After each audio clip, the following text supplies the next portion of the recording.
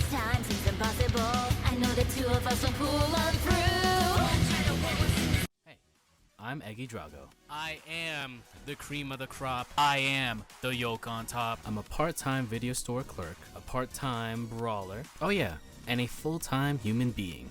Wow. When I went to Tokyo back in February 2024, I went to an idol concert on a whim because my VTuber Oshi, who graduated, was into that scene. Needless to say, I got hooked. We bought way too many checkies. So much so that we have 2 checky books. 2 checky namakons. All hail the checky namakan. All hail the checky namakan. All hail the checky namakan. After talking to a few idols, I realized every single one of them has a story, be it why they chased this dream, their ups and downs, and even their future after all this. And that's what I'm here to do. Learn more about the idol culture, the various scenes around the world, and to give them a platform to tell their stories. Every idol has a dream and a story to tell. This is IDOLEYEZ.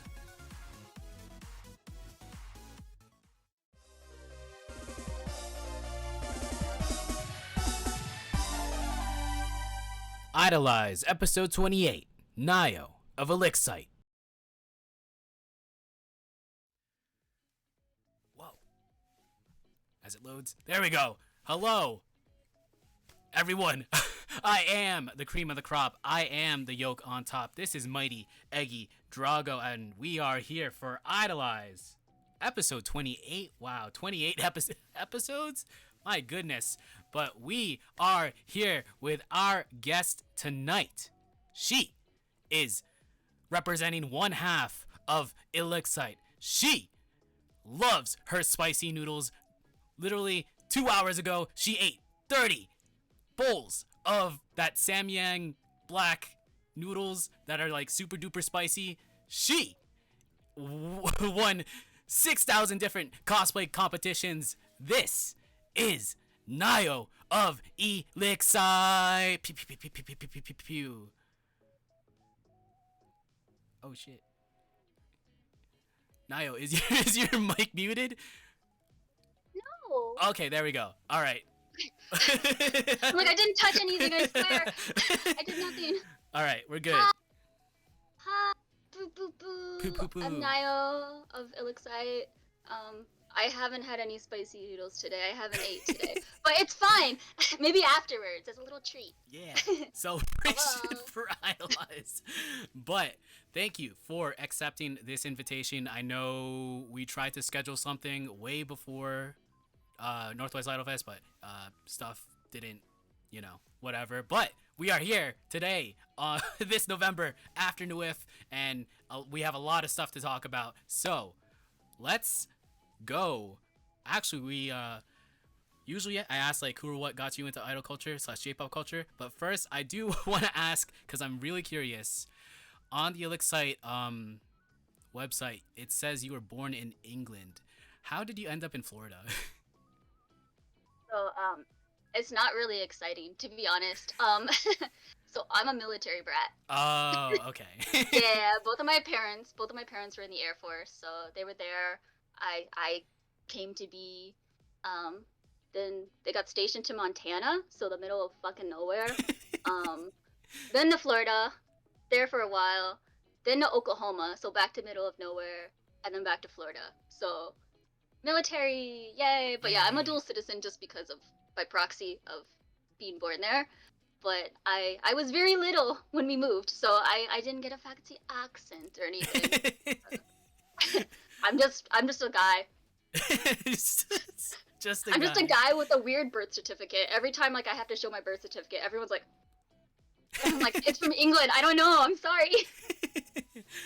I was really curious on that, but let's go back to the past with a question I usually ask everyone for the first question. Who or what got you into idol culture slash J-pop culture? I really don't remember how I ended up here, to be honest. Like, it was a really long time ago, and my memory is, like, this big. I'm sure I probably watched, like, an anime or something as a kid and went, like, wow, the music's cool, and, like, Googled Japanese music. I don't know. But, I think, like, the first group that I like latched onto and was like, oh, okay, like this is like a music thing and I can like follow, was like in around 2002. Whoa. There's a boy group called Wins. Yeah, Oh. I'm sorry, I'm dating myself. Like No, that's fine. I'm old. I'm old. I'm sure people say they're old, and then I'm like, I'm old. But it was a group called Wins, and I was like, oh yeah, idols, and that was kind of the start and the end of my idol journey because because I'm not really too into J-pop. I've listened to groups over the years, but I'm more into Visual K. I am a rock kid. J-rock. Visual K is my bread and butter. That is my background. And I remember vividly that the group that I was following, Wins, they were on like a TV show and they were doing like a game show thing. And there was three people, three different groups. Them, another one, and then this Visual K band called ILLIXCITE. And they looked weird. They were weird guys. Visual K is very flashy, but that group in particular is like a cosplay Visual K band.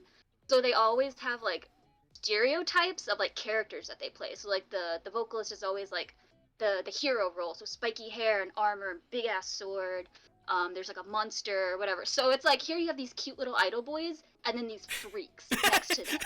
And it was so fascinating to me. Like I had to deep dive from that point. And that was the end of my J-pop era. And then I went into the weird corner of the internet with Visual K. So I guess it was more like a rock culture rather than J-pop. I see. So with that, are there like any Visual K groups that you would say like really inspired you? Yeah. So ILLIXCITE are like, I love them to death. They're just weird, but good vibes. I've listened to them from so many years at this point. But Imitation Pop Sutra Sentai Noise, they're kind of like rap-ish Visual K. They're like, both of these groups are groups that are not normal to the Visual K mold. They're already like, they're extra weird. And I was like, oh, I love the really weird ones, huh? But besides that, there's a lot of bands that are more, at the time back then, there's different genres in Visual K. Just like, you know, in like rock in general, like there's pop rock, there's alt rock, shoegaze, stuff like that. In Visual K, there's different categories in there. And there's like a category called Oshareke, which is like the really sparkly, cute. It was almost like idol adjacent. Like they're all cute and very pretty, and the music sometimes isn't that great. Sometimes it is, but usually it isn't because they're really selling their like The look. image, Right. you know? Yes. And that was my like my zone. That's where I went.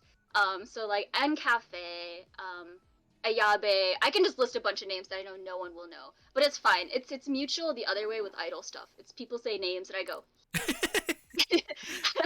So like Ayabe was a big one for me. I really like their guitarist a lot. I kind of copied his style for a while and tried to learn guitar because of him. But yeah, all those sparkly bands were like my style and what I tried to imitate as a young child. So prior to I guess this idol to ILLIXCITE, I guess, you did do cosplay. I was looking through your Insta, and I guess you do a lot of cosplay at like anime conventions. When did you transition from doing? I guess you still do cosplay, but when did you transition from doing cosplay into like idols or idol stuff? So the first thing I did idol-wise, so I did cosplay, just normal, you know, your typical things like JoJo, My Hero Academia, that kind of stuff, you know? And then I eventually started doing a lot of like idol anime cosplays because it's like, oh, you can make these costumes really flashy and use a lot of sparkles, make it like over the top makeup rather than like, because it's kind of still like concert, like they're performers, they're anime characters, but they're performers in their world. So I was like, wow, I can apply a lot of the stuff that I know from Visual K and like put it into my cosplay with like idol series. It was mainly boy idols. I like boy idols. I'm sorry. The Love fine. Live and everything. I never had a Love Live era. I don't know anything about them. I can name like 2 people. I'm sorry. No, that's fine. but but I did a lot of boy idol stuff, like cosplay wise. So Idolish 7 was a big one for me. I think a lot of people liked Idolish 7 as like kind of a gateway for boy idol versus like there's Love Live and then there was like Idolish 7 and now it's Ensemble Stars, but it was Idolish 7 back then. So I did cosplay of that kind of stuff, and eventually I ended up doing my first performance was a cosplay dance thing with some friends, and it was Idolish 7 related. So it was a cosplay dance of what I was kind of already just cosplaying. So how was that performance? Like, was that your first time really performing on stage in public? yeah. Yeah. So that was, it was fine. It wasn't too big of an event. It was pretty small convention. It was in the end of 2019, and prior to that, I never really had much interest in doing anything idol like performance wise. Most of my friends at this point, because this is like the closest connection I could get to like music lovers, was in that idol community. So almost all of my friends, like 99% of them, were performers already in different groups. And I was just that guy that was around. And I was fine with that. I was like, I don't do this stuff. I don't sing. I don't dance. I don't know anything like that. But a cosplay duo that I'm friends with called Restar, which they are amazing performers. They are amazing costumers. They have won many awards. They just recently won like an award in Korea at the G-Coff competition. Like they're insane. Like insane. I don't know how I'm friends with them. They're insane. But back in 2019, I didn't really know them that well. Like I'd spoken to them just a couple times, you know, as people do at like conventions where you're like, we're friends, but like you don't actually know that person that well. Like you say hi. Like that was about all I knew about them. And then like in August, I think they shot me a message and were just basically like, hey, you want a dance kid? And I was like, I guess. So they needed someone to fill in last minute for their Idolish 7 thing, which is 7 people, Idolish 7. And they were doing it. They had another trio doing it. And then there was 2 other people that dropped. And they needed replacements. So they got one of their other friends to fill in. And then I guess they were just really desperate. They had no one else to ask at this point. Because for some reason they came to me, who never did anything stage-wise, performance-wise like that. And we're like, hey, you want to perform? You want to perform? You like Idol 7? Let's do it. So I had about 2 months to learn the 3 songs. Just kind of last minute, not too bad, but considering I had no experience, like kind of last minute. But I did it. It was good. I messed up many times, but like I was just kind of there. I didn't have any sort of expectations like set for myself because like, oh my god, they're Restar, and oh my god, they're Triad Regality, and oh my god, like there are people were like, because they're already in idol groups, and then I was just that guy. So I was like, I don't really care what happens. Like I'm just here having a good time, I guess. I don't know. So I had a good time with that. I was doing a series I liked, and I was just with some friends. So it was a good stage. And then I didn't get to perform again until 2 years later. So 2 thanks years. COVID. Oh, okay. I was gonna ask it. Yeah. Okay. Yeah, there was our next performance. It wasn't with those same people. It was actually with San and like some other random friends. It was more Idol 7 stuff. Our next performance was supposed to be at an event, and I think Pingy talked about it too. An event called SwampCon that she was going to do like a persona thing. Yeah. She went off. I know she went off about did. it. Her persona thing, and then like it got canceled like days before. Like COVID shut the world down just days before the con. So like we had something going for it. It was really ridiculous. Like it involved worm on a string. Like don't like I had hidden pockets with like worms on a string. Those worms are still in that outfit to this day. But like literally days before that event, COVID just said no. And you know what? It was probably for the best for us. Like it was not great what was gonna happen. But yeah, I didn't get to perform until 2021 and second half of 2021 again. So did after like the Idolish performance, did you really like get that itch to like I want to perform again and like I want to like no. No. Okay. No. No. So I'm I'm not one of those people that are like, I really love being on the stage. I love performing. I don't. I I guess it's hard to believe Yeah, that because of like is. the vibe that I get, the vibe I give like stage presence wise. Like I guess it just doesn't come across, but I have massive stage fright. Like it's so bad. It's so bad. And like performing is okay because it's something you practice over and over again that you can just kind of turn the brain off and like do it because you've rehearsed it so much. Even like fan interactions, if there's something where I'm like, yeah, and like I point to an audience member or something like that, I practice that. Like that we do that. Like I do that in the practices. It's all scripted to me. But like doing like an improv kind of thing, like talking on stage, I cry. Like I break down. So fun fact, massive stage fright. Can't do that sort of thing. So I did the one performance and I was like, all right, cool. That's cool. But like I realized in that moment that like, well, not in that moment, but throughout that year, at the end of the year, there was other events that happened, and like I didn't perform because I wasn't a performer really. It's kind of sad because all of my friends were performers and I wasn't. So I didn't get to spend a lot of time with them at these events because they were always busy like backstage, like doing like sound checks and stuff like that. So they were all together, even though they were in different groups everywhere, they were still all together like backstage doing things. And then I'm like the one sad little guy that's like, oh, I'll just hang out here. So I realized if I want to spend more time with my friends, what if I just do idol stuff? So, so I literally just started to like want to do idol things so that I could hang out with my friends more. That's it.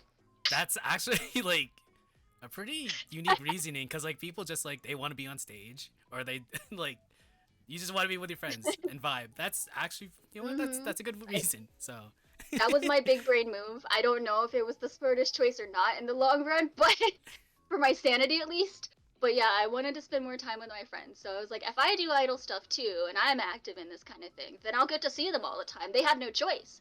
They have to see me at practices. They have to see me for 15 hours a day at an event every single day. Like, I'll be there all the time. It's great. So that was my idol origin, I guess, as to why I wanted to do idol stuff. Because I wasn't here for like the J-pop, the idol music or anything like that. Like there was a lot of like cosplay idols at that time, and there still are in Florida. Florida's a different breed, but it's which is fine. That's fine. It's fine. Like I started there too. I love cosplay idols, but it. I don't know. It was just so I could see my friends. That's it. that's it. TLDR. TLDR. I'm an idol because I want to be with my friends. So clear timeline. IDOLEYEZ 7 performance. COVID. You wanted to perform more with your friends, so you did more performances. I was going to do another performance, and then it just canceled, and everything kind of fell apart. It happened for a lot of people in general. With a lot of groups had a lot of like rough times during that COVID time frame. Right.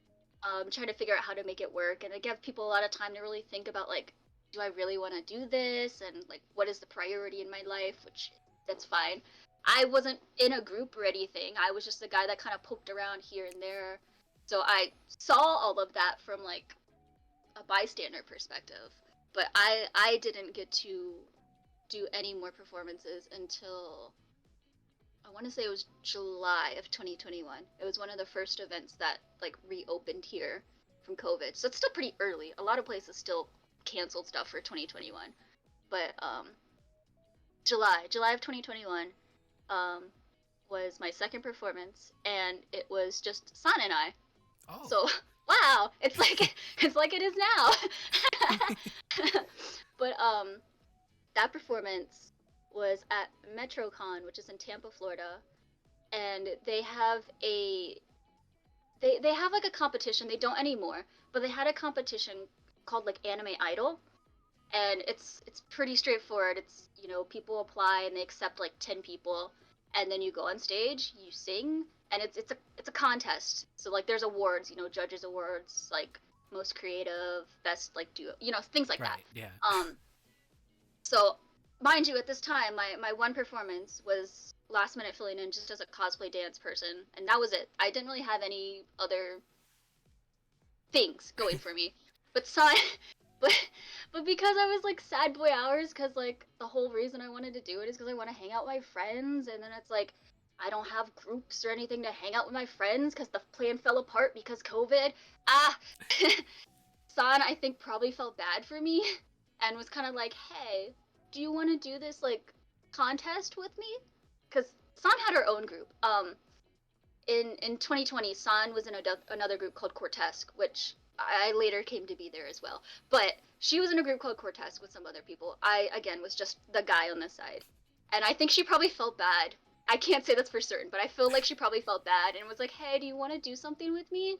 And so I was like, sure, I guess so. So we submitted a song for that, and then we got accepted for it, and then we like I crammed like made the costumes a couple weeks before the event because I was like I'm not gonna make costumes unless we actually get accepted. I had serious doubt. I was like, there's no way. Like San can sing, that's fine.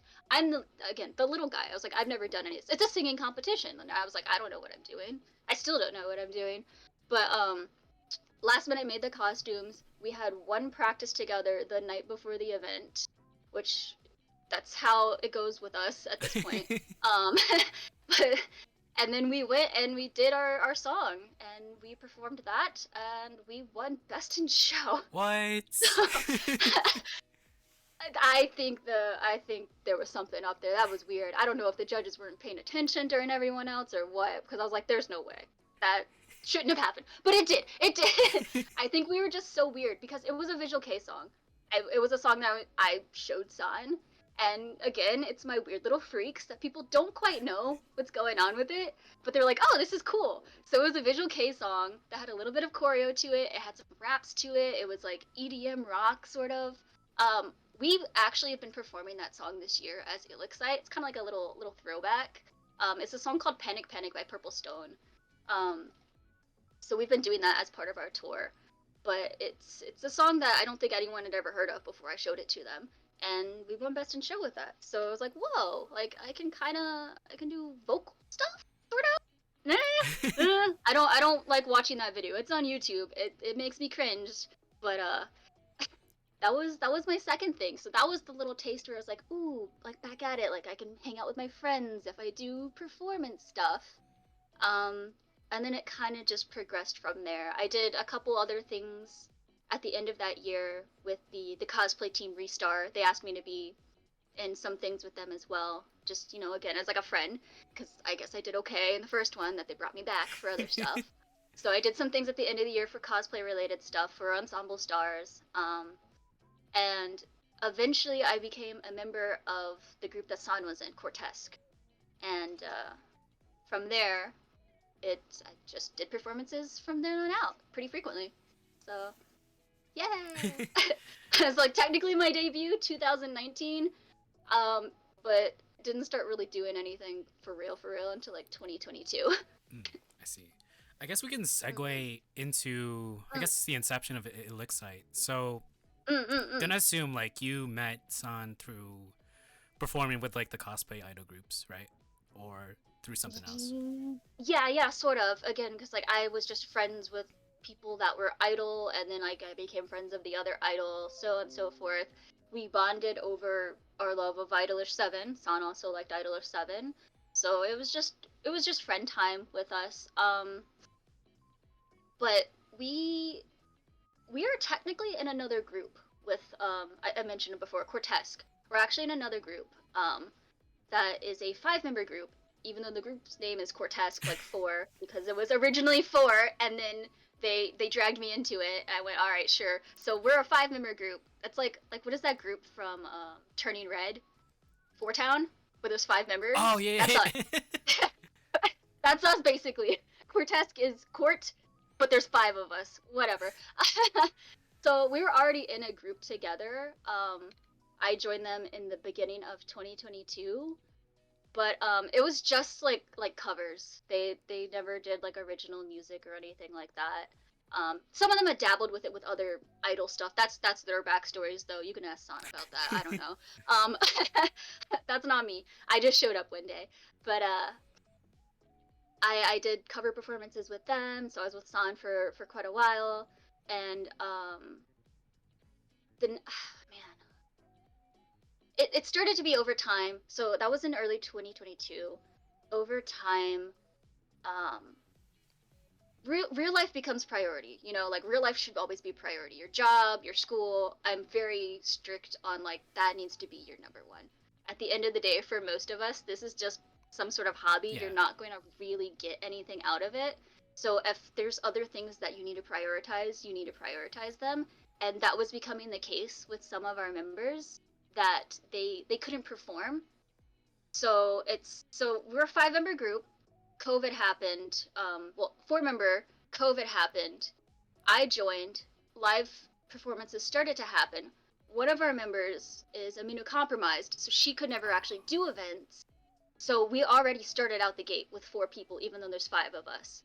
Um, Another one got busy with school and personal life, so then it started being a lot of 3 member shows for performances.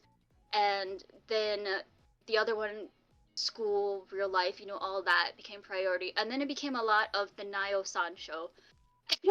So there was quite a few performances, probably 3 or 4 of them, that it was just San and I performing. And it was fine. Like, I love all my friends, and so that's why I'm fine with it being the way it is, because if your job is the most important thing, that's how you're gonna live. Like, do that. Like, focus on that. Don't worry about the silly idol stuff. But San and I both really wanted to do original music. We wanted to tap into that more. Cover songs are cool, but I was like, I really want to do our own songs, you know? Which I'm sure the other group members wanted to do as well, but there's like this point where I don't want to put all that I don't want to put all that time and money and energy and effort into making a song with everyone when only 2 of us can ever perform, because then you can never perform the song. You know what I mean? Yeah. Like, which is really sad. It's like, so we kind of were like discussing and everything, and we're like, what if like the 2 of us essentially are like a subunit, so to speak. So we had a meeting with the other group members, and we're like, is it okay if, because everyone else is already basically at this point pausing their live activities because of everything else, so it's just Sana and I performing under the name Cortesque. And we feel kind of bad doing that, because it's like we're a 5 member group, but only 2 people are ever showing up. It just didn't feel right for us to like be what people started to see as the face of Cortesque, when it's like, no, we're a 5 member group. You know what I mean? Right. But so we talked with the other members, and we were like, is it okay if we do our own thing for a little bit and do this? Essentially give them like the game plan. It's like, we're gonna do our own original music, we're gonna like focus on this strictly. It's like, you have to commit to the fact that like it's just us 2. Like, it's like we're only doing this right now. Like, you can't be like, I want to join this performance and then not, and then like miss the next one and then come back again. It was like, we have to just, it's us. And they were okay with that. They understood, because they had to prioritize their other things. So we created ILLIXCITE. So that's how it became Nayo-san duo, even though we kind of were already doing the Nayo-san duo at that point anyways. The way I compare it back to IDOLEYEZ 7, I'm sorry for all the people that probably don't know IDOLEYEZ 7, but that's like the only comparison I can have in terms of idol related stuff. But in IDOLEYEZ 7, they are a 7-member group as like a full group. But there's a duo subunit in the group called Mezzo, and that duo is actually like a lot more active, and they release a lot more music on their own. But at the end of the day, they're still IDOLEYEZ 7 members. Right. And I feel like that's kind of how we are. It's like, we are ILLIXCITE. We are the ones actively promoting, doing all these live shows everywhere, actively out there. But at the end of the day, we are still Cortesque. We're not very active as Cortesque right now, because again, everyone else is very busy, and we're very busy with ILLIXCITE. So it's kind of hard to make something happen at the moment. But we're already in a group together, Cortesque, and then we just branched off as essentially a subunit. Well, at least you're like, Yeah. I guess honoring the older group while doing ILLIXCITE. So I'm pretty sure they're. Yes. I don't know them personally. They're probably proud of like what you're doing, right? Hopefully. Yeah. They're really nice. It's really, they're supportive. They're busy, so we don't get to talk too much. But they're always really supportive about us and everything that we do. We work with some of them. We staff some events with some of them. So it's all good. We're still in good terms. We still want to do things. They have some like online covers in the works that they've been working on, but it's all good. We're all uh, still friends. It was just they got busy and we still had the time, I guess, to go around the country like idiots. I guess my next thing, it's a 2-for-1 special. I want to ask, like, where did your name originally come from, and also where did ILLIXCITE originally come from? Like the meaning of the name Yeah, yeah. of okay. So Nayo, like my name Nayo. I did not come up with it. Someone back in middle school called me that, and apparently it's an anagram of like the cat sound, like the meow, Meow. Nyao, Yeah. meow. It's just that flipped a little bit because I guess I gave off cat vibes. It's coincidental to this, but I guess I give off cat vibes. So it really has like no meaning. I know it does. Like it's a name in some countries. There's always some country out there that like gibberish could be an actual legit name, and I know it does exist as an actual name. But for me, it's nonsensical. It means nothing. It has no relation to anything. Um, Nothing like my name at all, my real name or anything like that. So that's Nayo lore. It was just a name that was given to me, and I just didn't care to change anything. I just stuck with it. Um, as for ILLIXCITE, that I came up with that name, and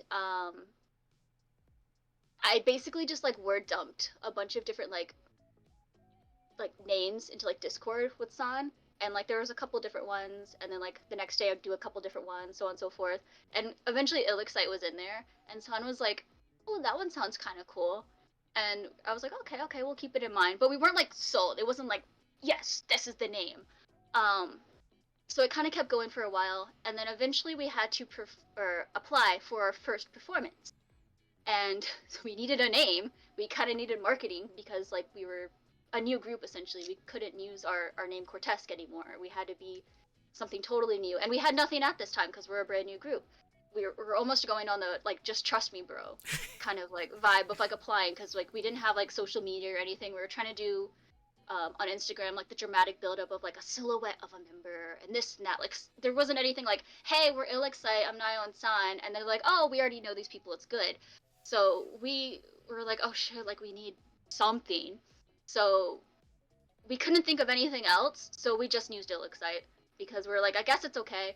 So so ILLIXCITE's name is just because we needed a name last minute to really actually apply for things. Um, it's just it's a mix of two words, like a mashup. It is illicit and excitement. So the illit and then sight of ILLIXCITE. excitement. Yeah. A lot of people say it wrong, which is fine. I really How do not care at all. how did It's very funny. A lot of people just say illicit, ILLICITE. say like it's then you just say illicit, and I'm like, you're so close. You're so close. You're like halfway there. But like it's fine. Like I don't correct them or anything. San doesn't either. So we just kind of quietly sit there until eventually someone says it like the correct way or a different way, and then people are like, "Wait, how do you say your name?" And then like we were like, "It's ILLIXCITE," and then they're like, "You didn't say anything?" I was like, "No, it's fine. Like we don't really care." So so it's ILLIXCITE. It's illicit excitement. I thought it was kind of cool and edgy because it's like ooh like forbidden joy. It's edgy shit. I don't know. It just seemed to vibe with us. So that So is ILLIXCITE is my brainchild kinda.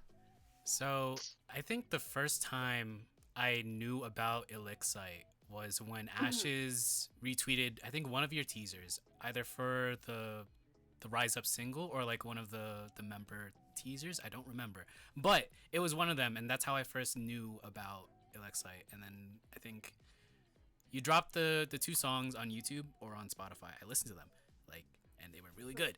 And then what was it? And then yeah, you like, I think after that you did like the Otacon performance, and then with like Royal was there, Phoebe, Aiden, and then that's how I got to know you kind of. And then I think like someone suggested or I thought about having you on Nuif arc for Idolize, and then flash forward, we're here. So yeah, a little useless anecdote, but I want to like ask, like, do you remember the very, very, very first performance as ILLIXCITE? Where it was and what did you perform and how was it? So our debut was officially as ILLIXCITE was at MetroCon. That same convention where we did that singing competition and got best in show. It's one of the main conventions here, the big ones. And they only started to get like an Idol Fest the last couple of years, but it's run by like another group. Like it's not actually run by the convention because the convention is very boomer core. No offense. They're like, we don't know what an idol is, even though like these other groups were like, here we will. They're called Next Stage festivals. They run events here, a lot of them in Florida. They were running the event and it was having huge turnouts at MetroCon. So eventually it got moved to main stage this year. It was in a special events room before, which was a lot smaller. But this year it got moved to main stage, which is the stage that we've performed on it because we did that singing contest in the main events area of that convention before. So we applied. We know the people that run those events because we have participated in other idol events under the name Cortez. So it's like when we apply and we're like, what's your performer name? It's like Nayo and San, then they know it's like, oh, well, it's these guys clearly. Literally in like the event prior, our last one as like Cortez, San and I literally, it was one of their events and we went, we're stopping under Cortez, but we're going to do something new. So like they kind of expected that we were going to apply, but we got accepted for that, and that was on Saturday of that convention, and it went fine. We did our first song, which was Rise Up, or our first single. They were on the same single, it's whatever. But we did Rise Up, and we did Rise Up, and then we did that song Panic Panic, because it's a good song, but it was that first song that San and I ever performed together. So it was a good coupling, it worked out well, and it was kind of a little throwback for ourselves. Kind of like, all right, we're starting anew, starting off fresh, but like going back to our roots here with the Panic Panic song. So that was Saturday of the event. Sunday, of the same convention, so we performed on Saturday, and then Sunday we also had to perform in an event called Metro Rock Live, which the Idol Fest was a mix of original idols and cosplay idols. There was only one other group that did singing stuff, but that was a blend, as like Idol Fest tend to be here. The Sunday event was called Metro Rock, and it was all live vocalists. It was all singers doing Japanese rock oriented sets, which is so cool. I think it's the first thing of its kind, but that is like my brand. So that one was really cool, and on that day we performed the opening of Noragami, Kyoran Hey Kids. Ooh. I've done a solo cover before, it's on YouTube somewhere, but whatever. But we did it together. We did Kyoran Hey Kids, and then we did our other song, Re-Identity. And in hindsight, when looking back at the two events, they were both in main events. It was like essentially the same thing. In hindsight, looking back, Re-Identity feels more idol-ish, kind of.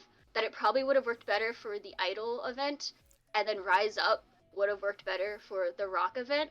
However, the deadlines were different for the two events. That convention required us to submit our music, our final audio and everything. I think it was 45 days before the event. But then the Next Stage festivals wanted it a little bit earlier than that, just to be safe, you know, to have buffer time for people. And at that point in time, we only had Rise Up close to completion. Re-Identity wasn't, it was still in the works. Like, it was not near at that point. But the rock event gave us about 2.5 weeks, I think, longer to turn stuff in, because it was a little bit more of a last minute add-on to the MetroCon schedule. It wasn't initially there like the Idol Fest.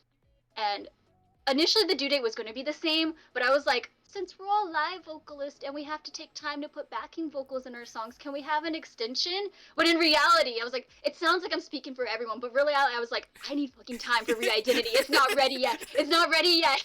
So by the time the first deadline came up for the Idol Fest, we only had Rise Up, so that was what we submitted to that. And then the rock event came through with a later deadline, and then we were able to get Re-Identity done and put that one there. So the two songs probably should have been in the opposite events, but it's fine. They're both still rock, sort of, and we're idols, so it works. But the performances were fine. They were great. Yeah, that's my funny story, I guess. I guess this will segue into, I guess, talking about your first single, Rise Up, and also the B-side Re-Identity. When did you first start working on Rise Up? So both songs at the exact same time, we started sending out contacts to producers and stuff. We had them simultaneously being worked on. We had that group discussion with Cortez because San and I were talking. It's like we really want to make original music. Let's like ask everyone if that's okay. So we already kind of had like a plan sort of in the works to do original stuff. We had that member talk like January 1st of the year, and then by January 4th we were sending out, be like, hey, interest checked, like, are you available to make music with us? So January 4th is when Rise Up and Re-Identity both started to get worked on. So very, very early, and we barely made those deadlines in like May or whatever to actually get them done. So So with those songs, was there like any influences that you pulled from to that you wanted to put in to those songs? yes, yeah. So my process for like when talking like to producers, and I'm sure everyone else probably does it like this too. Maybe they don't. I don't know. But I compile, like, I have songs that I've listened to through like YouTube or whatever, and I like, oh, I like it if I think it's cool, whether or not it's actually like something that we want to do. But over time, I'll go back to that list and I'll start organizing different like sounds into playlists. And then from there, I'll be like, this is the aggressive sounding one, this is the funny sounding one, this is the EDM or whatever. And then I present those playlists to San, and a lot of it is visual K music. I'm not gonna lie, most of it is because that's my background. That's Right. what I know. Um, so I'll present them to San, and San is thankfully very on board. She likes the music that I show her. So there were a lot of visual K inspirations for those songs.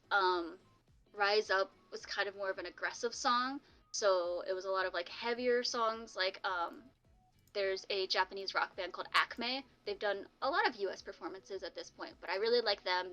They're hard, but not too hard. There was like Gact song's Jesus. Mr. Gact himself. He has a song called Jesus, which is kind of a dark song, but it's aggressive rock and everything like that. We did have some Idol inspiration. I remember that both San and I really like a group called Mad Kid. Again, they have kind of hard sounds. They've done the openings for Shield Hero, I think is what the enemy's called.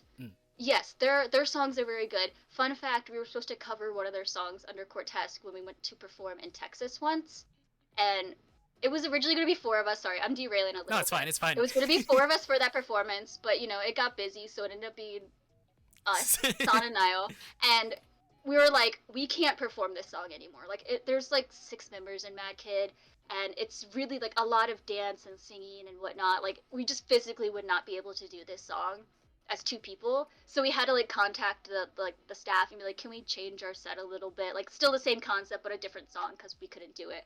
And then a couple weeks to that event, Mad Kid got announced as guest, and I about shit myself. I was like, thank God we did not do that song, because I would be so embarrassed to perform that song. And then we literally went to their concert. Like, we had VIP, we met them, it was really cool talking to that group. But the fact there would be like the idea in my head of like doing a really bad job, doing a mediocre job of performing a Mad Kid song, and then getting shown up the night like of by actual Mad Kid themselves, like, I mean, like, what if they were there and they were like, wow, that's cool, they performed one of our songs? They probably would, but I get embarrassed about stuff like that, so no. I'm glad we didn't do that song, but we used Mad Kid as a lot of influence for Rise Up, because they do have that kind of aggressive. They have a member that like does like, they have a couple of them that do like rap. One of them screams in their songs sometimes, so that was the kind of vibe for Rise Up.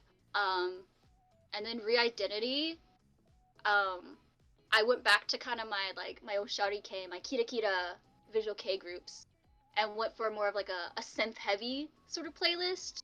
So it's not like super super cute, but like it was groups like, again, I'm gonna name names that no one knows. But hey, if you want to look them Yeah. up, they're pretty cool. Um, there's visual K bands like Gravity, Asti, Viva Rush. Viva Rush is a very good one too. Shishi, Smileberry. They're all groups that they're pretty polished, but they are still kind of cuter groups. And I wanted that to be kind of like the inspiration for Re-Identity. I really wanted, with that song in mind, I wanted to do Furitsuke, which they have furi in idol culture. I think furikapi. Furikapi, I think is yeah. what they call it. Mm. Yeah. So it's kind of like that ish. In Visual K Learning Time 101. At concerts and Visual K bands, you know, like an idol, you have like Wota. There's Furitsuke, which the audience does like hand choreo, and it's usually pretty much the same things, like you just do it in different segments of the songs.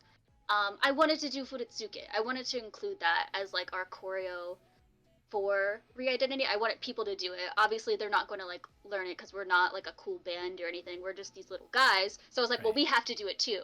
So that's where the fans came in, because in a lot of Visual K lives, there are like the inclusion of fans. So they'll use like actual like fans in that footy for certain parts. So I wanted to have a song that was very, very true to my roots of Visual K and being able to incorporate that kind of culture into it.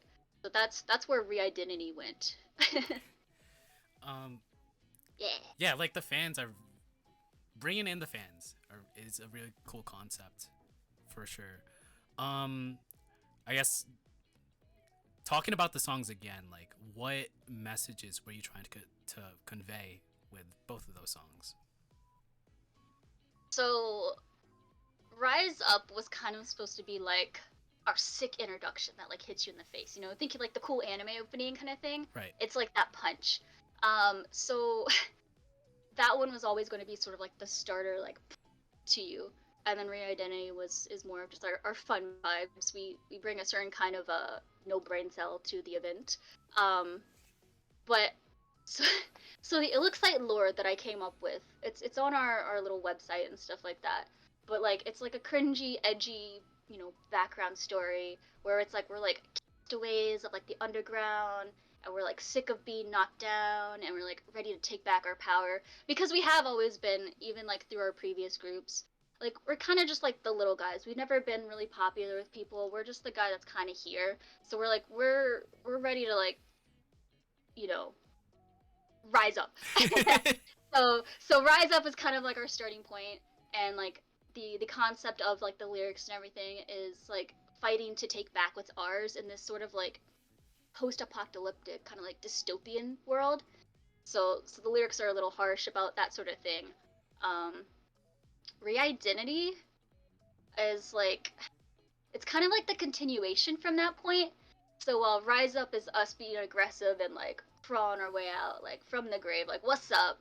Like it's us. We're here to fight, literally. Re-Identity is like kind of a threat. It sounds like a fun song, but it's kind of threatening if you actually like listen to the lyrics. Right. It's like a threat to like sure, try to stop us from being who we are and doing what we want to do, but it doesn't matter, because in the end we're not going to give up and we're going to come out successful. So that was kind of where Re-Identity's lyrics go to. And yeah.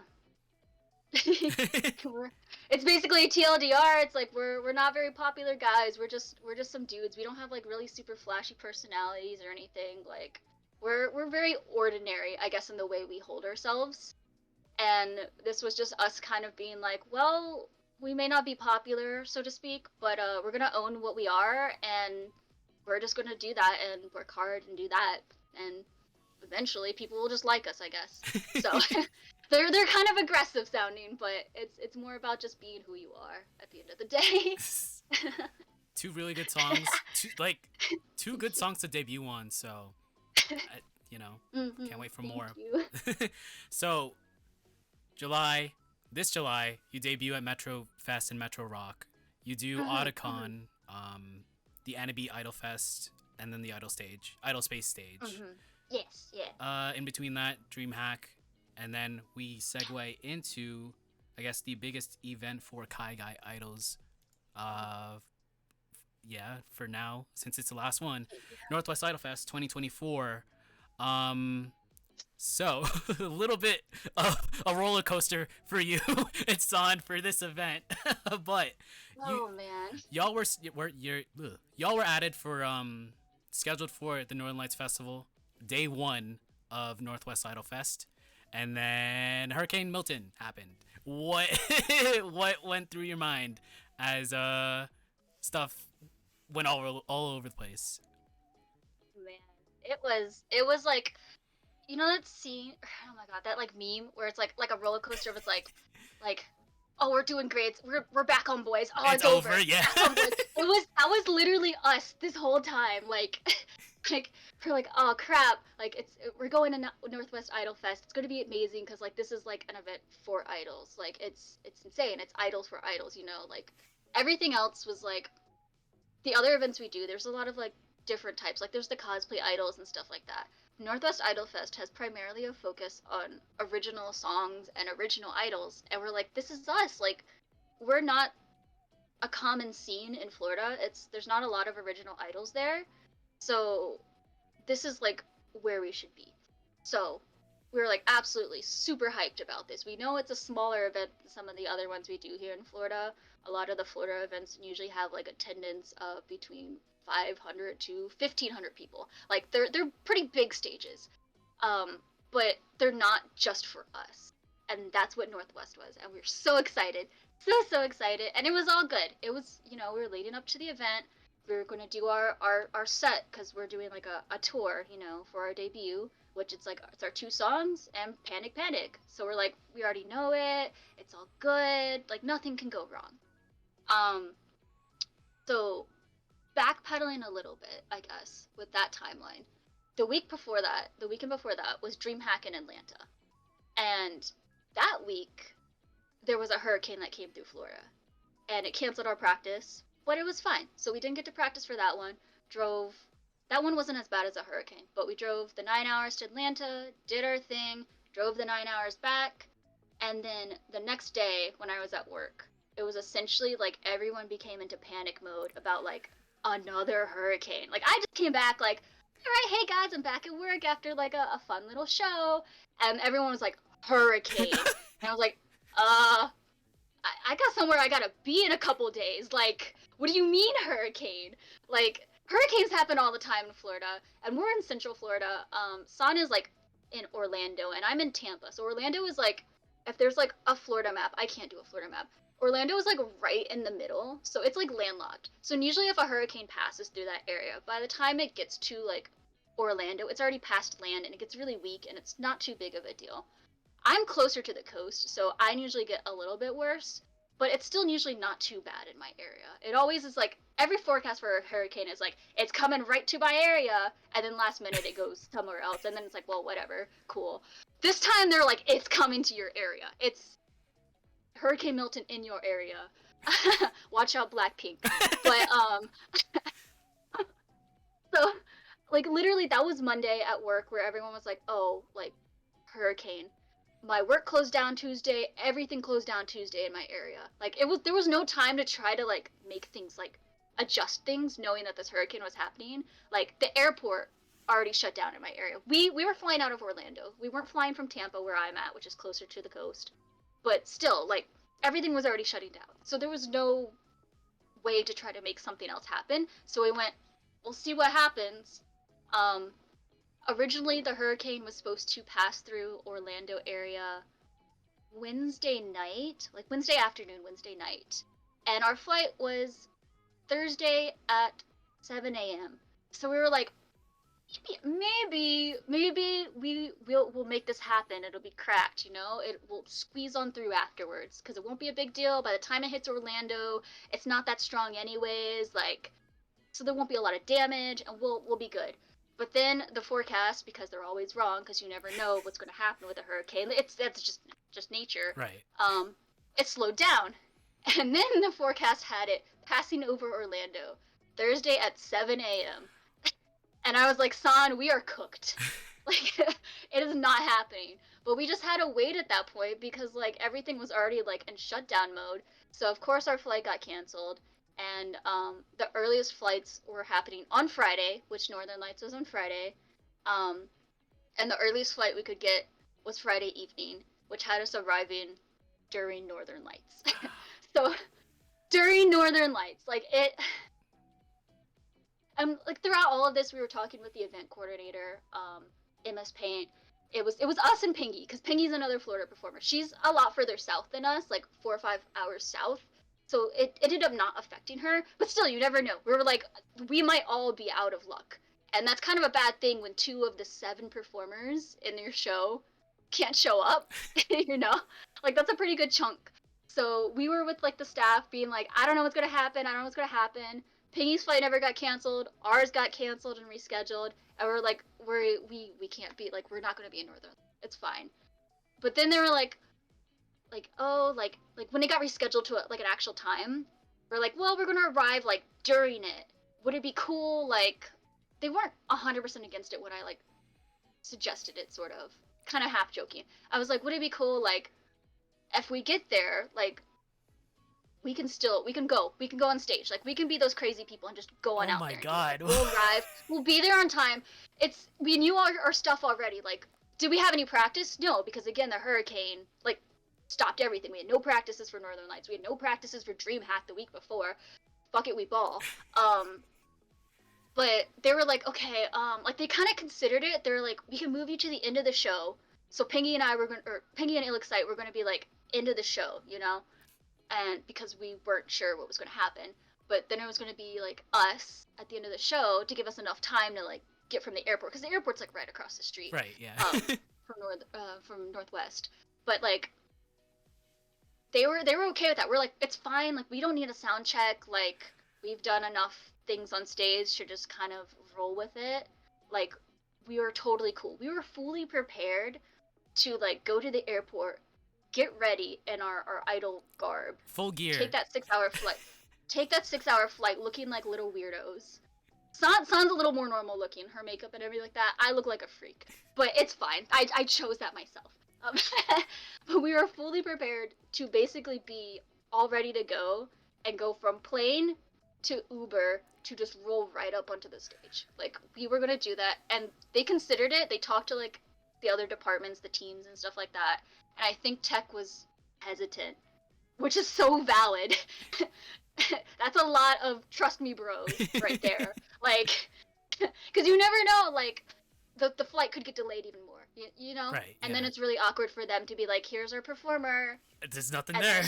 it's cricket noises, you know? So I totally understand when they eventually came back with the decision that they're like, no, we're going to take you out of the show.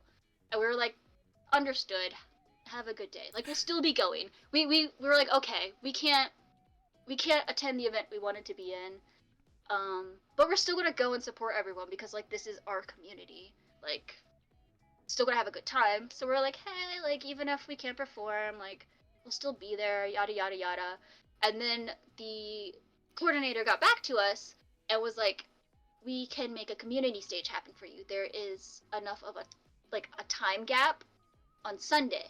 There was, like, enough of a space that they could squeeze us in between some people, and it worked out okay.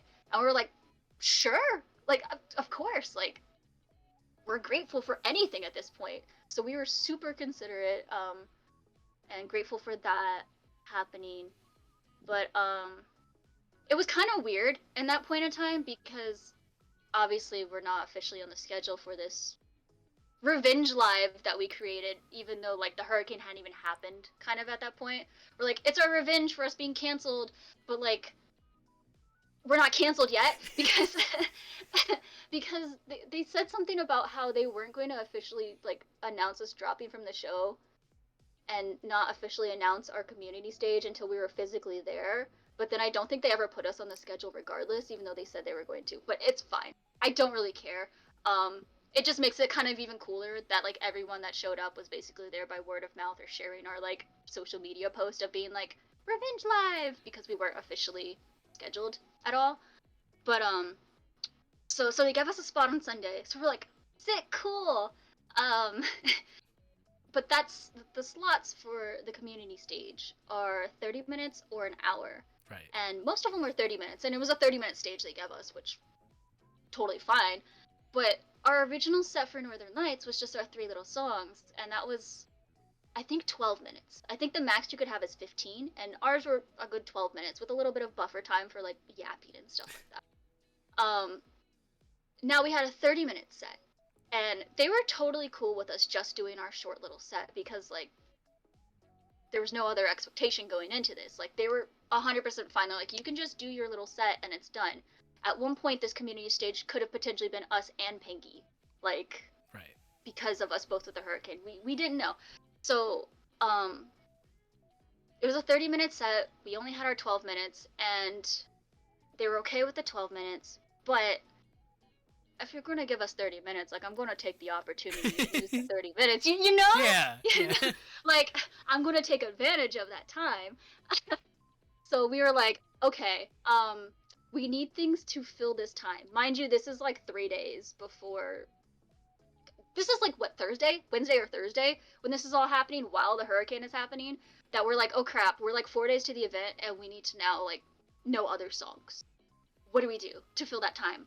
So because we've performed a lot as just the Nayo-san show, we do have backlog of things that we have done together over time, thankfully, that we didn't have to worry too much about like redistributing things with other people to make it a 2-person thing.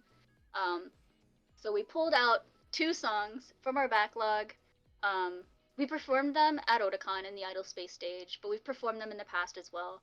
And there's really stupid, really simple songs, thankfully. So we were able to go into the community stage with no practices and be fine. Like, it was fine. But that was a great experience. Despite the roller coaster, I would have loved to have performed in Northern Lights. That I'm very heartbroken. That is what I really wanted. But I'm still very happy with what we accomplished with the community stage, and we're so thankful to Northwest Idol Fest for letting us do something still, because we did not expect that. We were just going to be little guys cheering for everyone after that happened. I feel like giving you guys like a 30-minute set definitely gave you more stuff to do and like made you, I guess, like with the original set you didn't have like PPAP and USA on there, but like having that in the community stage definitely, those are like 2 crowd pleasers. So I'd say like it definitely made more fans out of the community stage if you like did just that compared to like Northern Lights. So those 2 songs are definitely fan favorite songs. Everyone knows USA Right. by the Pump. Like, it's just, it doesn't matter who does it, they go crazy. I think the group before us, Boyish 7, also did it. They did. So literally it's like back to back. It's literally back to back stages of like USA, and it doesn't matter. Like, people still go crazy for it. So we're like, USA, it's a good one. We love it. They love it. Like, cool. And then people surprisingly love the other song we did, which is a cover of a song called "This Is a Pin" by a visual K band called Insoku. Again, it's the old people might know this song because it was kind of like not super viral, but it was old internet music lovers kind of would probably know this song if they dabbled in J-rock and things. But it's a song from like 15 years ago that I'm like the only person that seems to know it really.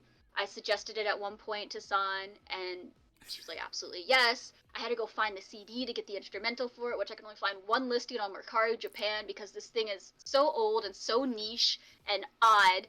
But it's a song called "This Is a Pin," and 95% of the lyrics are "This is a pin." So chances are, if you can't remember what line you're on, if you say "This is a pin," you're probably right. So it's a really easy one to learn lyrically. But the first time we performed it was in Cortesque with one of our other members when we were in the era of 3 of us performing, and it was at like a rock kind of event. And I know no one knew that song except me and one of the other performers. But no one else knew that song, and people lost their minds. I went into it. Like I branded like little light up pins and like put our name Cortesque on it and like put those in the audience for free. So everyone had like little light up pins and stuff. It was really stupid. I was really dedicated to the bit. It's a very embarrassing song to perform for me. I get really embarrassed performing it because it's so ridiculous. But committed to the bit. People liked it then. We performed it at Otakon in our Idol Space stage. Once again, knowing that no one here knows this song except for me and now San because she's performed it before. Once again, people lost their minds. People love a song about pins, I guess. So naturally, when we're like, we need more time to fill, we're gonna do the pin song. Like, it was a no-brainer. We were gonna bring the pin song back for Northwest Idol Fest. So, and again, people lost their minds. So we use like these giant pins, like these big plastic pins as props in it, because we're drilling the point that this is a pin. Other people who went to the Otakon stage and saw us perform it, they were here at Northwest Idol Fest, and they follow us, like they're really cool and everything like that. They saw our updated set list for the community stage, adding "This is a pin," and they bought their own giant pins and brought them out during "This is a Pin." God. I was not ready for that at all. There's like a part in that song, 'cause it's a really good song. It's stupid, but it's a good rock song. Like it's aggressive in some parts, it's a little bit of rap. It gets to a part that's like really slow, like rock ballad and very emotional. But all the lyrics are still "This is a pin." But there's a really slow part that's like very emotional. And you know, normally like in like Wota, like you have like the like what? Yeah. Well, they were doing that with their pins and clicking the top of the pin. So it's just constant, just hear like of like pins. Like it was so hard to not laugh because like we're like trying to like sell like it's a really emotional moment. I'm like trying to not cry because like oh my god, this is a pin. But then I just hear that like like just the sea of clicking pins. So I'm glad in the end that we were able to do a longer set and add those two songs, because the vibe that we brought to the community stage at that point, because we were just grateful to even have a chance to perform, the vibe that we brought was like just go crazy, have fun. Like we're just here having fun. We're not really setting expectations for ourselves to like do a great job, like because it was so chaotic leading up to it. So we're like, just have fun. We had fun. I think the audience had fun. Having USA and This Is a Pin made it really fun too, because those are crazy songs. And yeah, it was overall it was a good experience at Northwest Idol Fest with performing. I do wish we could have been at Northern Lights. So fuck Milton. Fuck Milton. That's it. That's it. Period. Mic drop. Pin drop. Fuck Milton. Well, sorry. I don't know. Is that allowed? Yeah, that's fine. You could curse. I've done it a lot already. But Yeah. anyways, yeah. So. Yeah. Rena in chat, Rena Keaton said like She's sorry for breaking your focus. No, it was so good. Again, we wanted chaos. We kept telling people it's like just go crazy, go stupid, because honestly, the more chaotic the better at this point. That was chaotic, bringing out those pins and just clicking them. That was pretty chaotic. So thank you, Rena. Thank you. So, while you were at Northwest, did you catch any performances that really like caught your eye? We saw a lot of performances on Saturday, I think it was. Yeah, because obviously Friday. Yeah. Hi, we weren't there. we actually showed up. We showed up. I take that back. You showed up at we like showed up merch time during Northern Lights. Oh yeah. No, we showed Really? up in the third act of Northern Lights.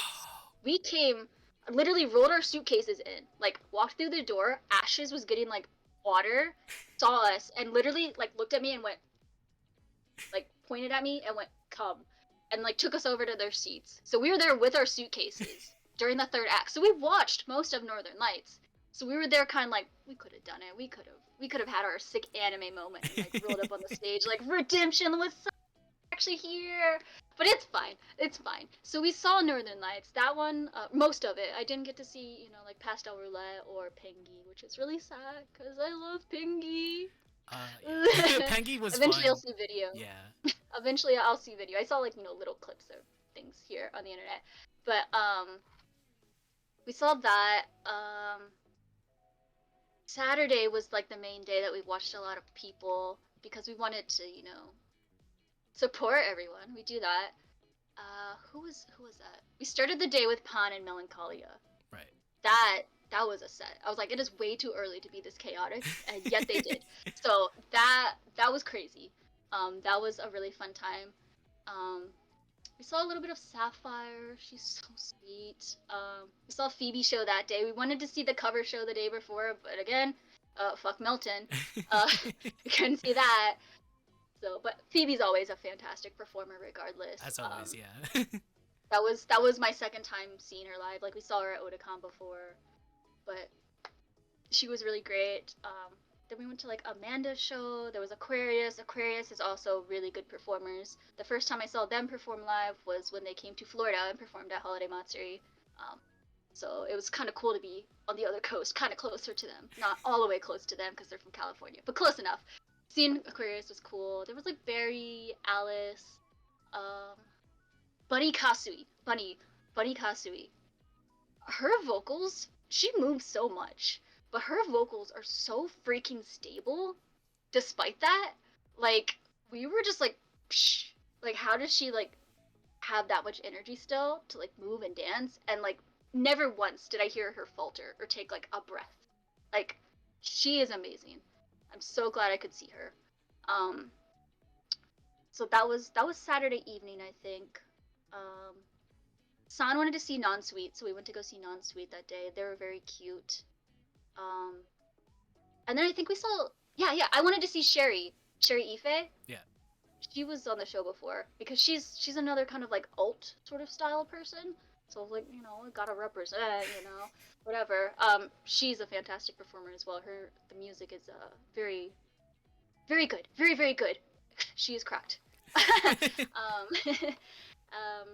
Besides that, Sunday was, you know, our day of performing. So like anything that happened around the first half of the day, we didn't get to catch because we had our sound check and all that.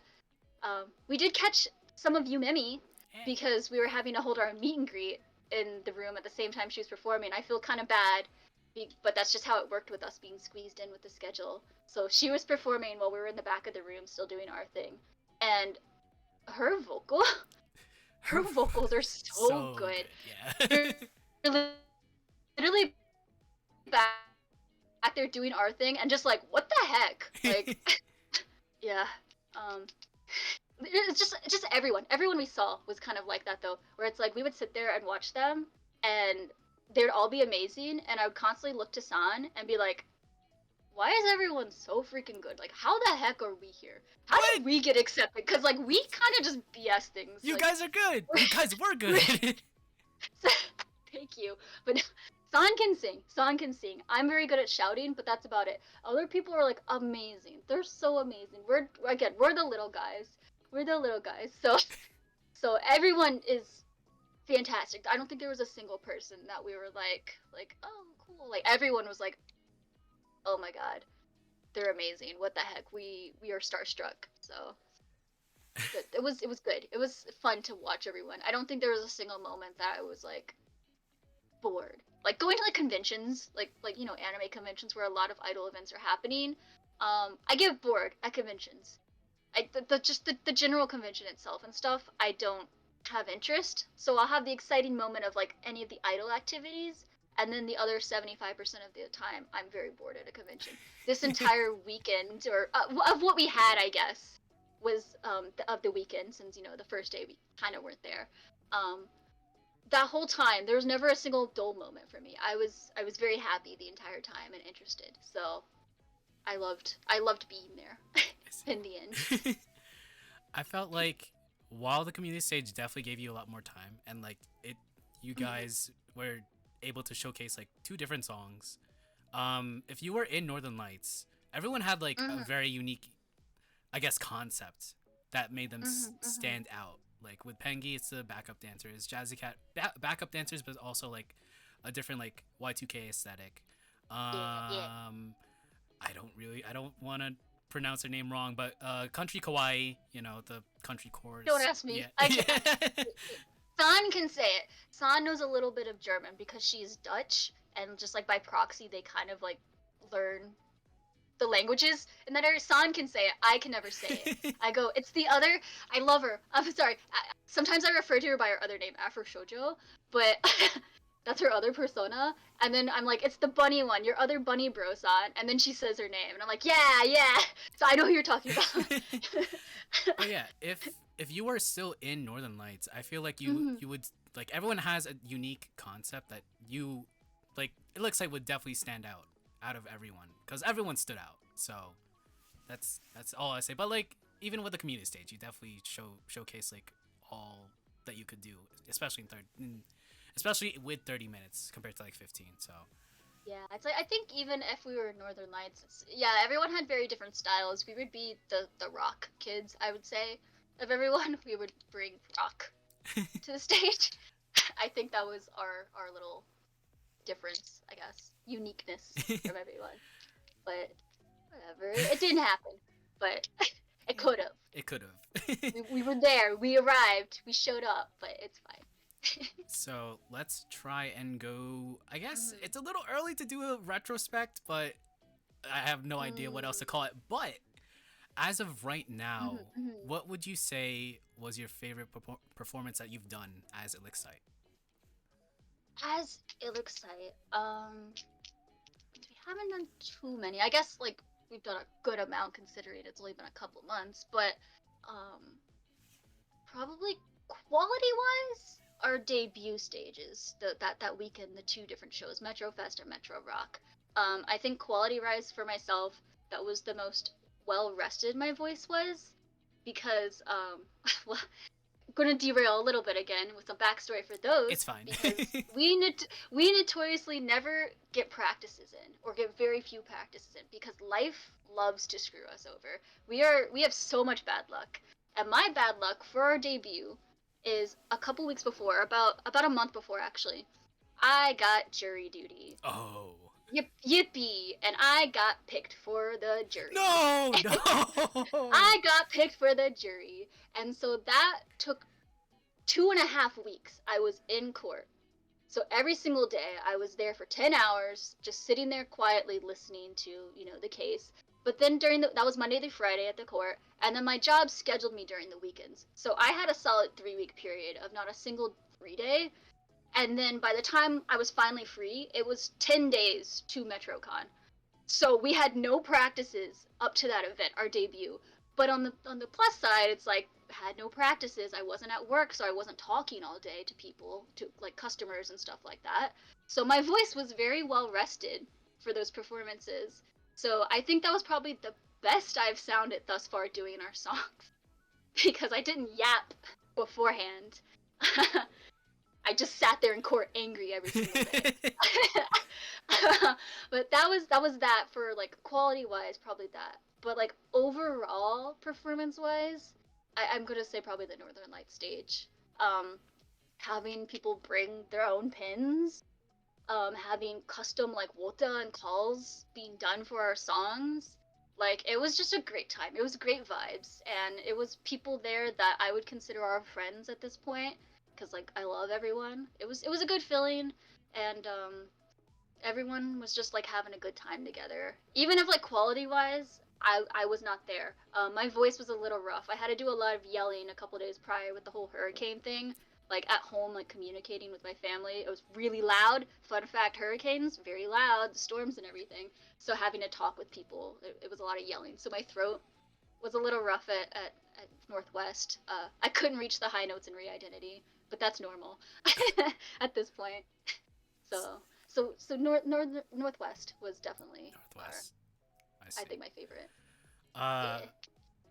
I guess like you did talk about it, like life gets in the way of like practice and stuff, but would you is there like anything else that you would say, kind of want to ask, like what is like the most like difficult part of doing idol or idol activities? Having the energy to do it. having the energy to do it. It's a lot of work. Whether it's like I have to sit at a computer for 10 hours doing like social media setup stuff, or if it's like physical practices and learning things, or there's always, it takes a lot of energy. the behind a computer kind of thing isn't as bad, but like the physical like aspect of like traveling and practicing, that part is really difficult for me.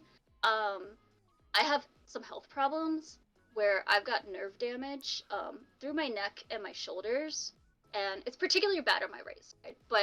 But from like ear down to like bicep area, like I have very limited mobility. I'm always in pain. Like we're going deep in here now. My difficulty. I'm always in pain, and it's always like every day is a new day sort of thing. Some days I wake up and I've got like 80% mobility, which is probably the best I have. Like I can like move my arm and it's cool. Some days I wake up and like the idea of holding a microphone, like I'm in excruciating pain just from the weight of having to hold a microphone.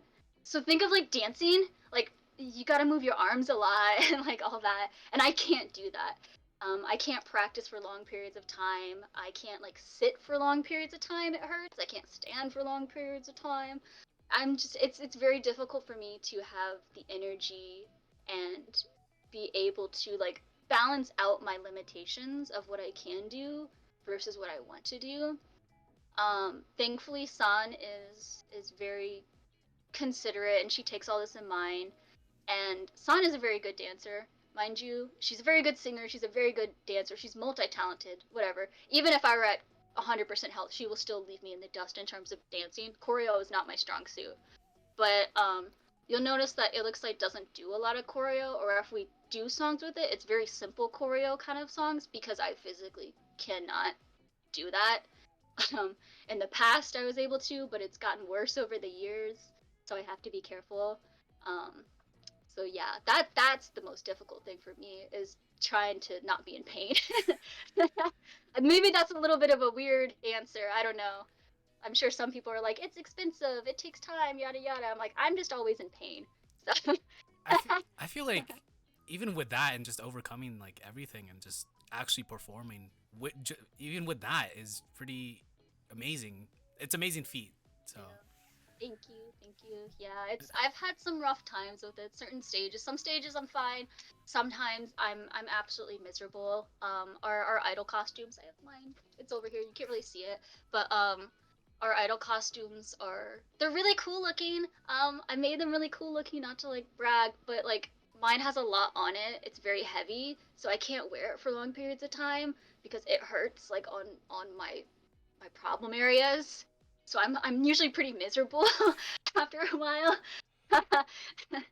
But we find ways to make it work regardless. Like our choreo for Rise Up. We've done it with some other songs in the past, but our choreo for Rise Up, for example, we actually mirror the dance. We don't do a lot of choreo, but what we do, we mirror it. So San holds the mic with her left hand and does the choreo with her right one. My right shoulder is significantly worse. It's so bad. So I can't really do much with it. So I hold my microphone with the right hand and do all the movements with my left one. So we mirror each other with that in mind that I can't do everything with my right arm as much. So we find ways to still make it work with my mobility issues.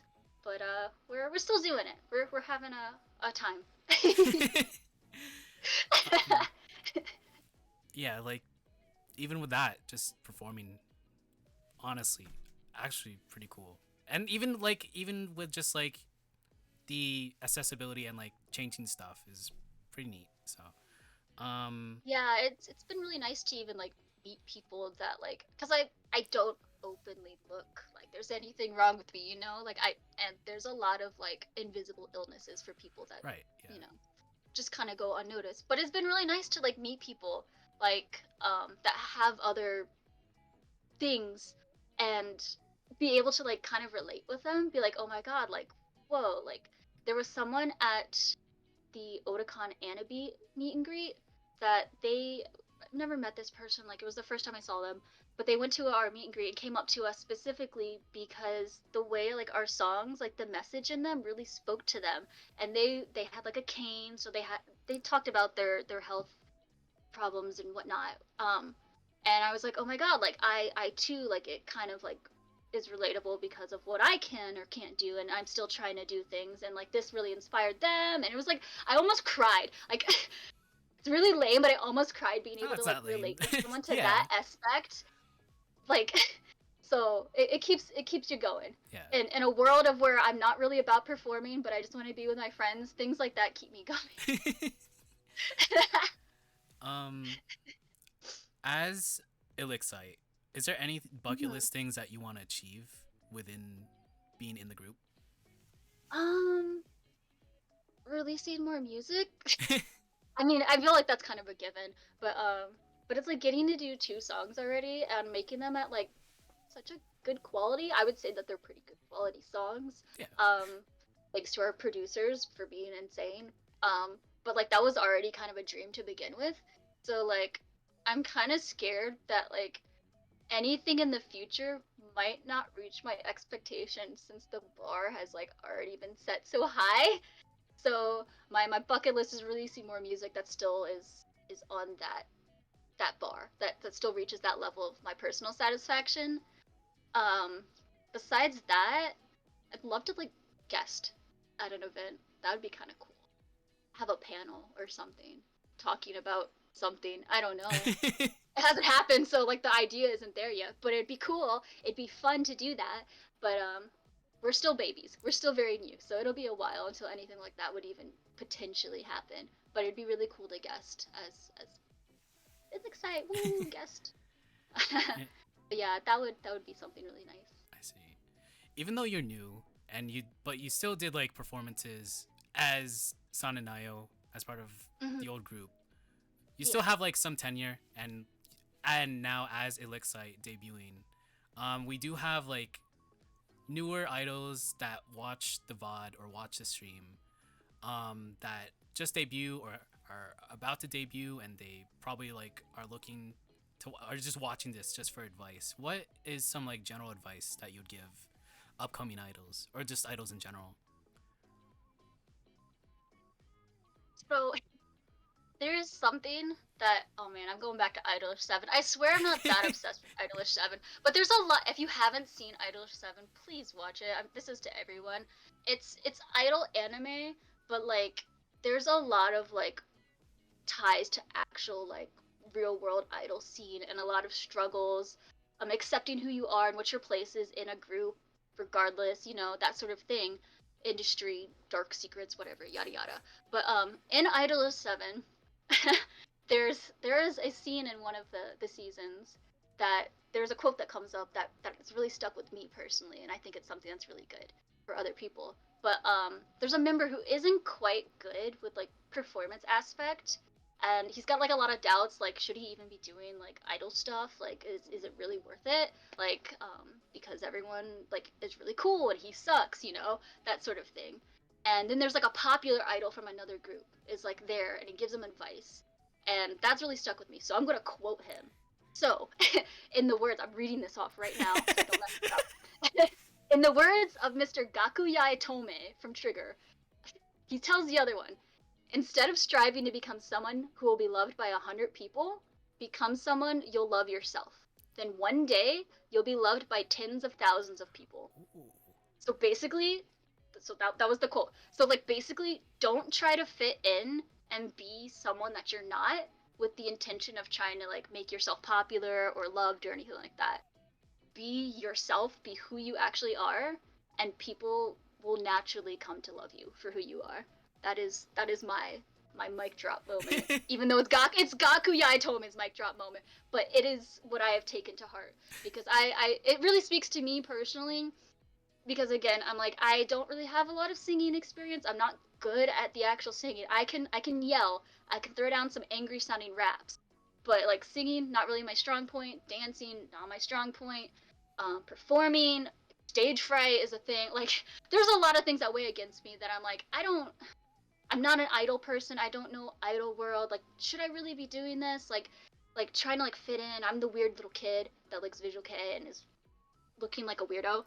But it's like that really spoke to me to like just continue to be myself. And I feel like being so real with who I am and how like what I like the way I want to express myself has been so eye-opening, especially with ILLIXCITE, that I feel like I could really like hone in on that.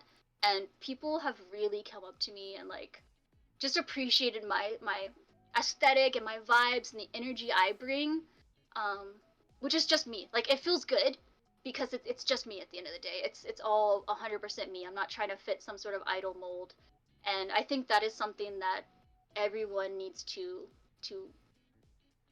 realize and look at themselves when they're trying to start idol stuff. Don't try to be someone else. Be yourself. That's some pretty deep stuff, but powerful message for sure. So, but yeah, like that definitely hits like the heart for sure. I want to ask, like, what do you plan on doing after being an idol or after being in ILLIXCITE? Like, Just a normal person. so normal. Just a normal person. I don't know. Like, I think once idol stuff is officially over for me, I think it'll be a wild experience for me because it'll be the first time in so long now that I will be able to have experienced free time. It doesn't exist when you're doing idol stuff. There's no such thing as free time in your life, and being able to actually have that, I think I'll probably really enjoy it. I don't. I love idol stuff. I do, but like I also think I'm gonna be pretty damn happy when I'm like, I have a day off and I don't have to do anything. Like I don't have to have a life of some sort. So afterwards, I don't know when that's gonna happen. I don't. Every day is a new day again. Like I have to take every day by day, and eventually I may get to a point where the shelf life does come into play, and with my limitations, like it just may not be possible for me really anymore. Um, Besides the injury stuff, I am also kind of older. I know it doesn't really matter as much with Kaigai Idol. Again, I said just do what you want, regardless, be yourself. So like I still stick with that mantra, but I am kind of older. Um, I don't care. I'm 31. I'm not super old, but I'm older than a lot of people. I'm in my 30s, almost 32. So retirement is closer for me. No, don't say that. Retirement is closer for me, but I don't know when that is. For now, it's not something in the cards. I'm very happy with our start now with ILLIXCITE and hope to continue with that for quite a while at least until we eventually think that we've done what we need to do. Hell yeah. Yeah. Going on to that. Old idols. Old idols. I mean, like, old yeah. people idols. At NoWIF, Love it. there was definitely like some community stage performers that are definitely like above the normal age of an idol, which is like fine. That's amazing. Like people, even it doesn't matter like the age that you're in, you can still like go. Like I don't know, I don't remember the exact quote, but Amanda Tana Donata was like, she had a quote about like going being an idol and like doing all that, but like she started super duper late, but like even outside of that, she's still amazing as an idol. So like you like it doesn't matter like what age or whatever. So Yeah. I mean, my favorites in like idol animes and stuff like that, like Sidem. There's like an old band group. They're all teachers, and they're always like, "Oh, I'm in pain," like when practicing. I love it. I love it. They're my favorite. The old men. And Ensemble Stars is a group that are the teachers, so they're old and tired too. Love it. They're my favorite. So old idols. You know what? There's an audience out there for them. Clearly, they exist to some capacity. So let's go, senior citizens. I always ask like every single guest, what would like a variation of this, but like what would the current you tell the Nayo that was about to debut in ILLIXCITE, or the Nayo that was about to perform on stage for the very first time in that IDOLEYEZ 7 like cosplay performance? If I told my ILLIXCITE self something, I guess I'll kind of give two answers, I guess, because it needs to, I guess. Since at ILLIXCITE stage, I already kind of was interested, I guess, at this point with Idol versus just kind of randomly showing up. I could, I guess, look back at myself a couple months ago and be like, it's okay to have fun with it. Not that we don't, we do have fun with it. A lot of it is us being forced to, just because of, you know, our bad luck and circumstances always making it so that we can't practice to get our stages to a really good, clean level. And that's stressful for me, who is like, I don't do good at winging it because then the stage fright comes back. The monster of like, you haven't practiced this enough, so you have to kind of wing it, and I can't do that because I freak out. Like, there's like the whole full circle there. So I do get stressed out a lot. So I think ILLIXCITE Nayo, baby pre-debut ILLIXCITE Nayo, I would tell myself to just try to have more fun with it. Don't stress out regardless. It wouldn't matter if I told myself that, I will still stress out, but I would tell myself that. To me back in that cosplay group though, I think I would just look at myself and go, girl, what the hell are you doing? Like, because like I can't give myself a pep talk. Like I would just be kind of in disbelief. Like I had no interest in doing it. I just sort of did. Um, my motives were kind of weird for getting started into it. It wasn't like a, yeah, go be an idol, live out your dreams. I would just be like, what are you doing? What is happening here? Like, just more fascination to my past self for even like agreeing. Like, but here we are because of it. So Yeah. I guess any upcoming gigs, any upcoming songs, anything coming up for ILLIXCITE? So we have one last show this year to like wrap up our Re-Rise tour, or Re-Identity, Rise Up, Re-Rise. Re-Rise tour. I'm very creative, clearly. I mash up words and go, yeah, sick. Our Re-Rise tour, our debut tour, our last show this year is in December in Orlando, Florida at Holiday Matsuri's Idol Fest. So it's still us promoting our songs because it's our songs. It'll be a good time. I think it'll be a fun time. We managed to nab Phoebe, so we've got her coming down. She's going to be in the Idol Fest. She's going to be the host, so that'll be super exciting to see there. But that is our last show for the year and concluding our tour for our debut single. 2025, we don't know what events we're doing in hindsight. This year was kind of a go crazy and a lot of impulse, like, let's go to this event, let's go to this event. Like, we traveled everywhere at the, like, doing whatever. So 2025, we don't have any set, like, events of being like, yeah, we want to do this one, this one, this one, and then next year we do this one, this one, this one. We just kind of go with the flow with it. So every day is a new day. For music, we want to make more music, duh. Like, that's our focus is more music. Keeping pretty true to our style. It's a little different than some people, but we want to make more stuff in that kind of same vein of style. We haven't started working on anything yet. We're in like the early stage. So like, at this year, we started at beginning of the year, January, with the releases and barely made our deadlines for summer. We are now starting in those baby stages that we did in January. We're doing that now to try to get a little bit more of a jump so that we're not like, last minute.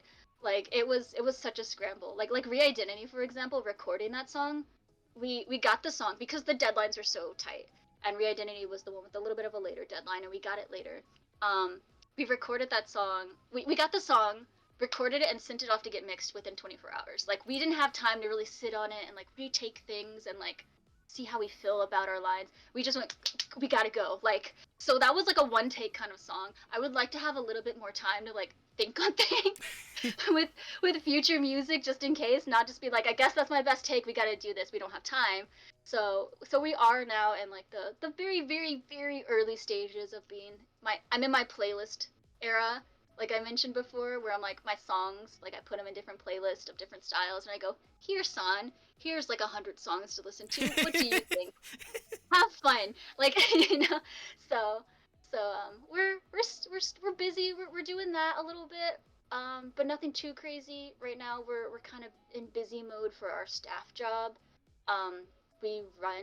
We're staff, but we kind of essentially run the Holiday Matsuri Idol Fest. My other group, Cortask, we run that event. So we're in staff mode now, since that's in about a month and a half. So we're doing that. That was kind of our priority. with this little gap of time, not doing anything else. But yeah, so 2025 should be new music. If there isn't, then I don't know what happened. Something happened. Maybe another hurricane finally took us out. I don't know. I don't know. So should be new music at some point. Eventually, it's definitely a plan that is being worked on. Well, I can't wait for the new music, and I can't wait when you perform here on the East Coast, not East Coast, West Coast again. Let's call it. Hopefully for it doesn't have an official name, but I'm gonna call it doesn't LA have a Idol name, Fest. yeah. No, it doesn't. But hopefully you'll be here for LA Idol Fest. Hopefully. Life. Life. I'm like life. I don't know. But No, I don't know life. no, I don't know. But, Ooh. All right, I might have to DM Ashes for that. But whatever it's called, yes, I hope that we can go back to the West Coast. It is quite a journey for us. It is literally like Northwest was literally the opposite side of the country from us, from being down south in Florida and being up there. So it would be really cool, but it is a lot of energy and effort and time and money and all that to make that happen. But I do hope we can come back, because the idol scene is very different over there from what we have in Florida, and I really liked it. I liked the experience we had with the audience and everything. Hopefully. Hopefully. And then I guess every single Idolize, we have a tradition that caps off each episode called the worst pep talk ever for 1 minute, where I for 1 minute tell the guest a really horrible pep talk, and for some reason people like it, and for some reason I really wanted to like discontinue this segment, but people like it, so whatever. So here we go. 1 minute. Here we go. Nayo, even with all like the limitations and stuff, I kind of don't even notice it, and like even without the practice, and like even you critique yourself during like the new whip performances, like I didn't even notice it. Like I don't notice like whatever you're criticizing about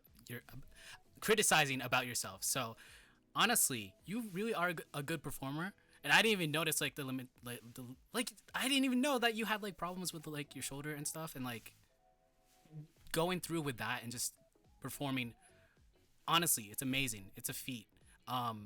There are other idols that definitely have like this, not the same but similar health conditions, and they still perform, and it's absolutely mind-blowing that they can do stuff at their level and go 100%. So honestly, that you're cool. You're really cool. ILLIXCITE has a really cool concept, and I really hope to see you guys again. If I'm on the East Coast, I don't know, but hopefully on the West Coast, hopefully. And I want to hear more music. I really liked your debut single and the B-side, and make more merch. I love the fan. I got the fan. Make more unique merch. I would buy anything that is, out of the norm, and that's about it. Yeah, go ILLIXCITE. I will be supporting you guys forever, I guess. But yeah, and that was a minute 31. Always a horrible segment that people like. So yeah. Thank you so much. I hope we come up with more weird merch. I don't know if anyone has ideas for creative things. Pen. There we go. Pen. I've thought about it. It's there. I haven't proposed it to San yet. She doesn't know yet, but it has been something in my brain. Well, San is in chat, so.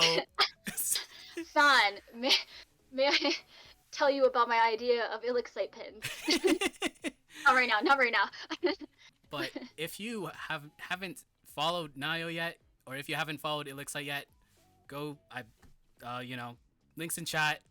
Follow Nayo's Twitter. Follow everything that's on the ILLIXCITE card, and that is it for tonight's episode of Idolize.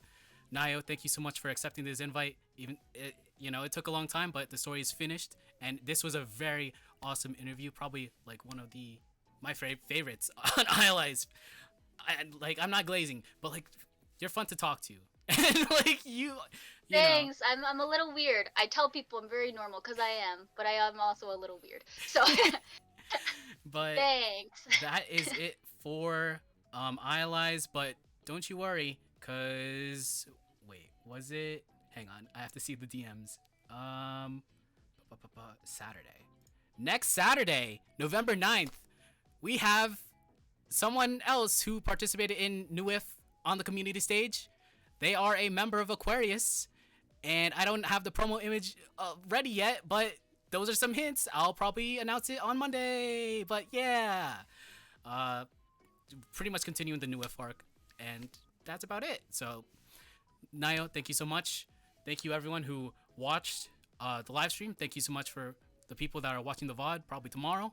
And take care.